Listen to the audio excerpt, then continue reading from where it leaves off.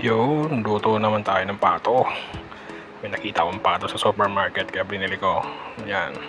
Hindi ko nga lang na blue torch, ginanyan ko na lang. Wala akong blue torch na makita eh.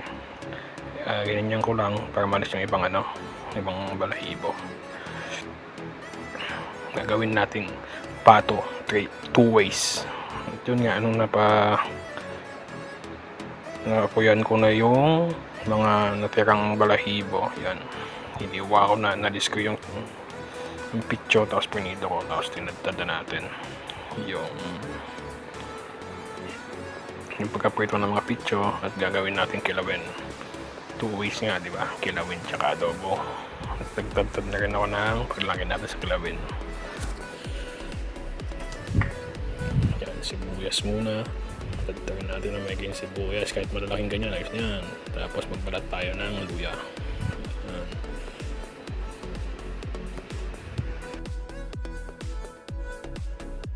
Yan, itong luya, tadtagin natin ng maliliit para masarap. Tsaka para lumabas yung lasa. Yan.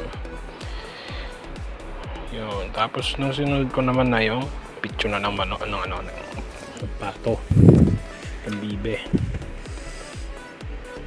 Yun, malinipis lang para masarap ang luto at baka maubos agad eh. Malakas mamulutan yung mga mamumulutan eh. Kaya nipasan lang natin. Yun. Na-ready na natin lahat, nahiwa na natin, punasan muna natin at lagay na natin yung ibang ingredients, sibuyas tsaka luya. Tapos lagay natin ng lemon.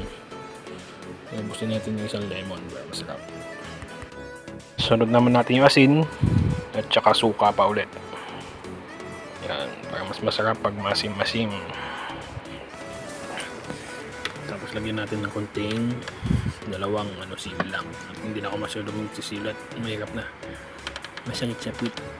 At yung ayos na yan, naghiwa naman na ako ng pang adobo naman. Hindi ko siya gigisa kasi mamantika na to sure eh. Kaya ang gagawin ko lang, hihiwa na ako ng bawang, sibuyas, luya ulit. Yung luya naman na yan, pipit-pitin ko lang yan para lumabas yung aroma agad. Kasi yung bawang bubuo na natin lalagay.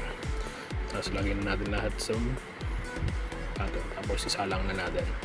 Lagyan natin paminta, toyo, tsaka liquid seasoning. Tapos yun, hintayin na natin maluto. Habang naghihintay, shot muna tayo. Yan. At nung matuyo na, pwede na. Habang gagawin natin, shot na. Yan, nagluto din kami ng lechong kawali. Tapos yan, inuman na. At kung nagutom na, taka na po, kakain na po tayo. Buong apetito po sa atin lahat. Kain. Salamat po sa panonood.